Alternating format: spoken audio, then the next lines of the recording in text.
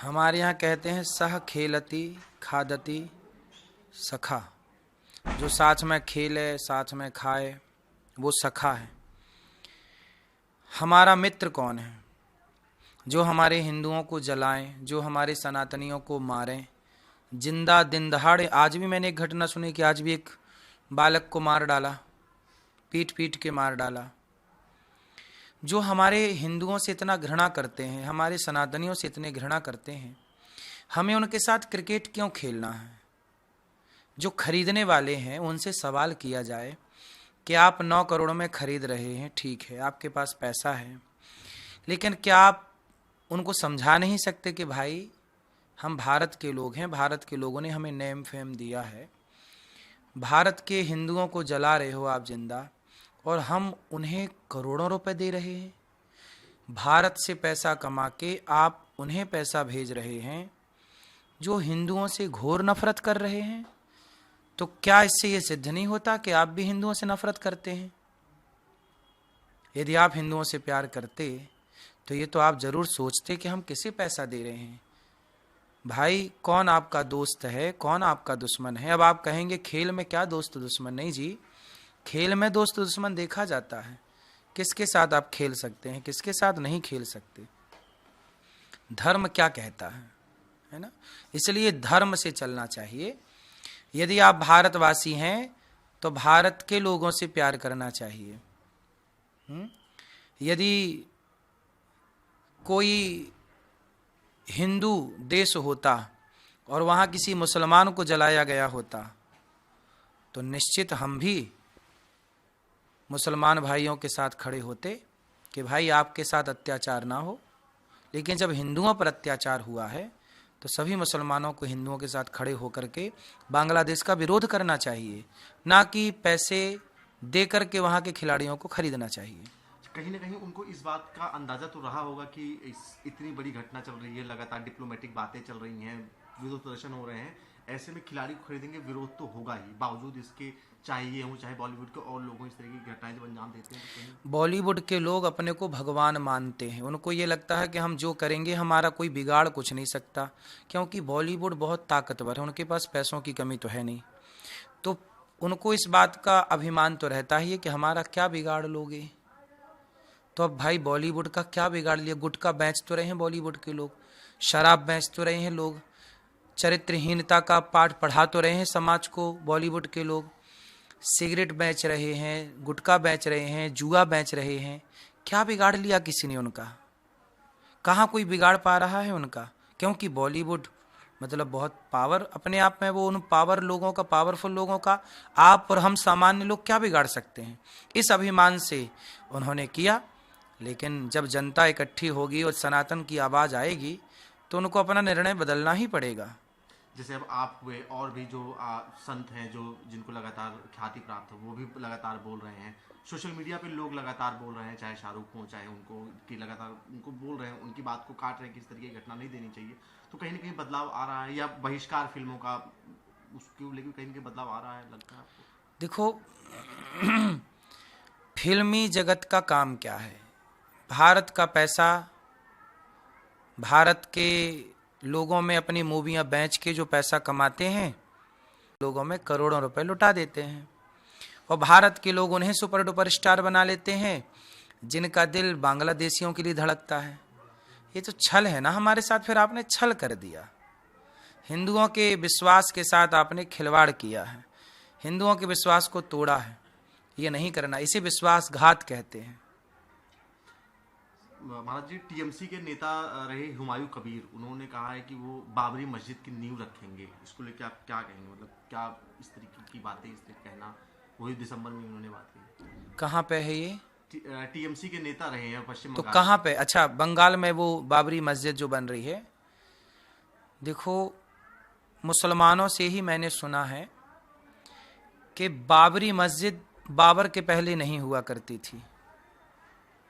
मुसलमान लोगों को भी इस बात को विचार करना चाहिए कि मस्जिदें तो होती थीं मुसलमानों के यहाँ, पर बाबरी मस्जिद कब से हो गई? जो आक्रांता रहे हैं भारत में, जिन लोगों ने भारत की बहन बेटियों के साथ दुराचार किया है, और कितने मुगल शासक थे जिन्होंने भारत की बहन बेटियों की इज्जत लूटी है। क्या आप यहाँ की रोटी खाते हैं, यहाँ का पानी पीते हैं भारत का, तो क्या उन विदेशी आक्रांताओं के नाम से इस देश में कुछ ऐसी चीज़ें होनी चाहिए जिससे सनातनियों की आस्था को ठेस लगे? क्यों होनी चाहिए?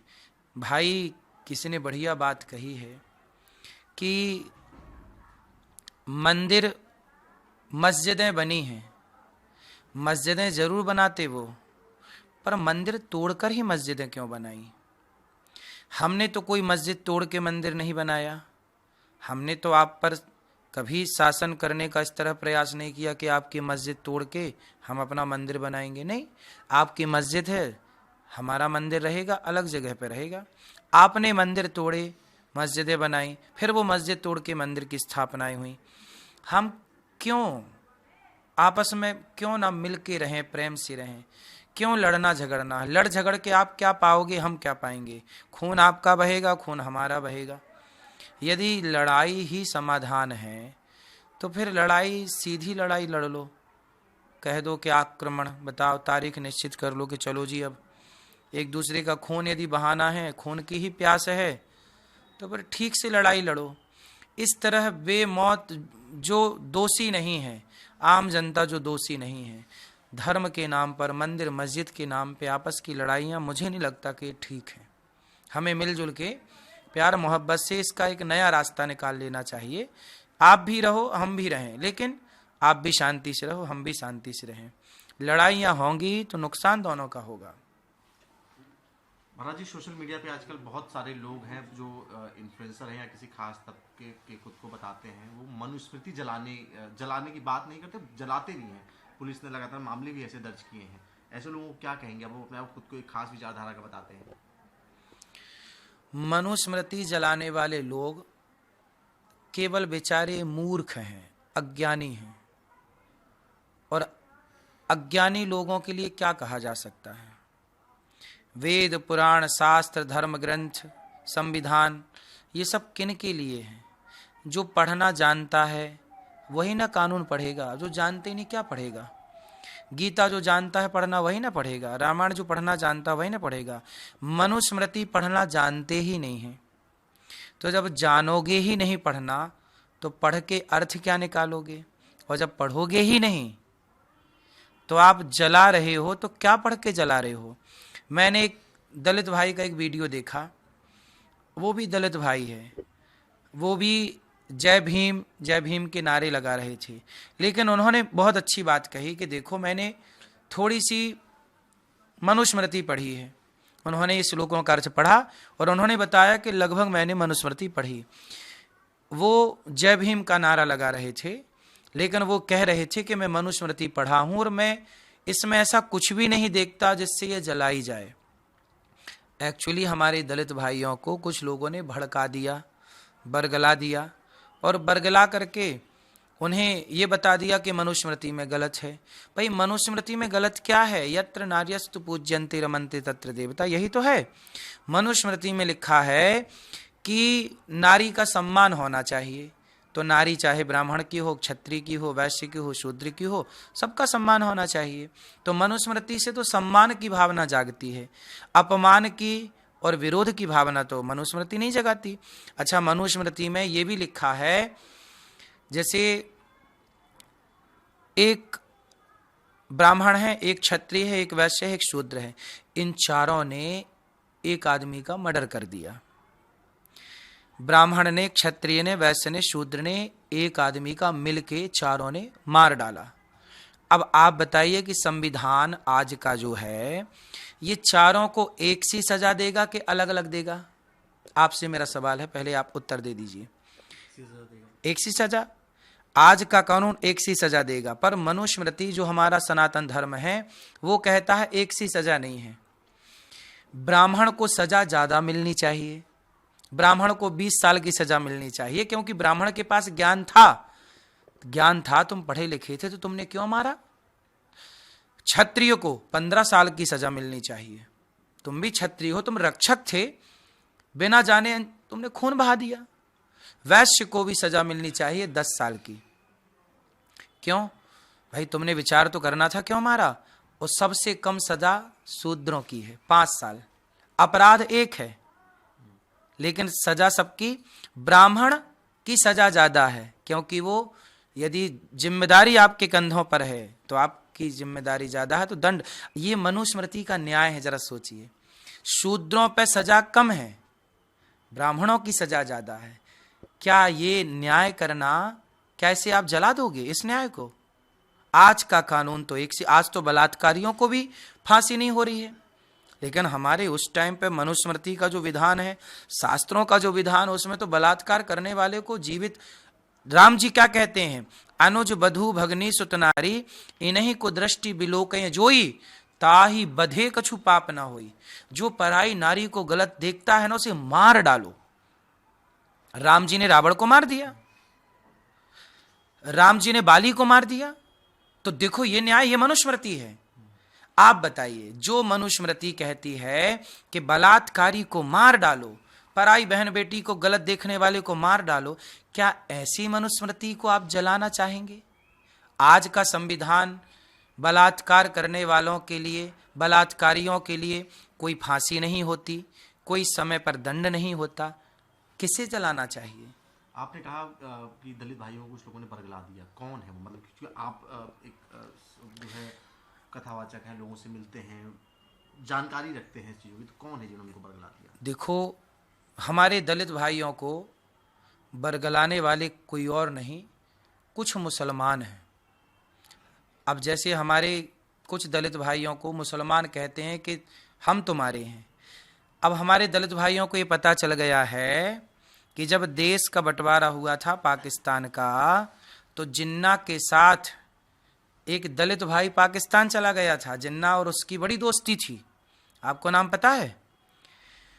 फिर जिन्ना ने उन दलित भाई को पाकिस्तान का सबसे पहले कानून मंत्री बनाया। आप गूगल करिएगा पाकिस्तान के सबसे पहले कानून मंत्री कौन थे, तो आपको नाम आ जाएगा, वो एक दलित भाई थे। यदि दलितों के इतने हितैषी मुसलमान हैं तो फिर 3-4 साल बाद उनको भाग के क्यों भारत आना पड़ा? कानून मंत्री थे वो, और वहां के मुसलमानों ने उनको भगा दिया। यदि मुसलमान दलितों के इतने हितैषी हैं तो जिन्ना जिनको साथ ले गए थे उनको भागना क्यों पड़ा? इसका मतलब अभी बांग्लादेश में जिस उस दीपू दास का जो जलाया जिंदा, वो दीपू दास एक दलित भाई ही तो है। यदि मुसलमान दलितों के शुभ चिंतक हैं तो दीपू दास दलित भाई था, बांग्लादेश में क्यों जला दिया? कानून मंत्री थे पाकिस्तान के, क्यों खदेड़ दिया? इसका मतलब कुछ मुसलमान हमारे हिंदू भाइयों को भड़काते हैं, बरगलाते हैं, क्योंकि हमारा हिंदू समाज बड़ा है। अब बड़ा है तो सब तक तो पहुंच पाना धर्म गुरुओं का संभव नहीं है, तो ये लोग भड़का देते हैं कि देखो तुम्हारे यहाँ तो जात है, तुम्हारे यहाँ तो ऊंच नीच है। हमारे यहाँ कोई ऊंच नीच नहीं है। राम जी शबरी को गले लगाते हैं, राम जी निषाद को गले लगाते हैं। हमारे यहाँ गौरी गोपाल की रसोई देख लीजिए आप, यहाँ पे कोई भी आओ सबका स्वागत है, कोई जाति नहीं पूछी जाती, सबको एक सा भोजन दिया जाता है। गौरी गोपाल में 310 माएँ हैं, हमने आज तक किसी माँ से जाति नहीं पूछी, हर माँ के पांव दबाते हैं। हमारे यहाँ ब्राह्मण क्षत्रिय वैश्य शूद्र हर समाज की माँ है। तो ये भेद की दीवारों को तोड़ना पड़ेगा, और हम सभी हिंदू अब जाग रहे हैं। हमारे दलित भाई हमारे हैं, हमारे अपने भाई हैं, वो हमसे अलग नहीं हैं। इसलिए कुछ लोगों ने भड़काया है, तो हम हिंदुओं से और सनातनियों से, हमारे दलित भाइयों से निवेदन करना चाहेंगे कि मुसलमानों के देश में दलित सुरक्षित नहीं है। दीपू दास इसका उदाहरण है। आपने मुसलमानों का जिक्र किया, आपने बांग्लादेश का जिक्र किया। जो बॉलीवुड के मुसलमान हैं वो बड़ी बातें करते हैं, सेकुलरिज्म की बातें करते हैं। कहीं ना कहीं लगता है कि ऐसी घटनाओं पर उनको बहिष्कार की जरूरत एक बार है कि वो समझ पाएं। किसका बहिष्कार? जो मुसलमान कलाकार बॉलीवुड में हैं। देखो, हमारे यहाँ मुसलमान का बहिष्कार थोड़ी है, हम लोग मुसलमान का बहिष्कार नहीं करते। हमारे यहाँ तो रस खान को भी हम लोग स्वीकार करते हैं, मुसलमानों का बहिष्कार नहीं है साहब। मुसलमानों के अंदर जो हिंदुओं के प्रति नफरत की जो विचारधारा है, उस विचारधारा का विरोध है कि आप हिंदुओं से इतनी नफरत क्यों करते हैं। हिंदू तो मुसलमान से नफरत नहीं करता, हम तो आपका विरोध नहीं करते, हम तो नहीं कहते कि आप गलत हैं, लेकिन जो आपकी गलतियां, जो हिंदुओं को कत्लेआम कर रही हैं, गला काट रही हैं और जला रही हैं जिंदा, क्या मुसलमानों से पूछिए, क्या आप इस नरसंहार के समर्थक हैं? पूछिए सवाल मुसलमानों से। महाराज जी, एक आखिरी सवाल। राहुल गांधी के भांजे हैं रिहान वाड्रा, उनकी सगाई होने वाली है। एक छोटा फंक्शन हो चुका है जिसमें अंगूठी पहनाई।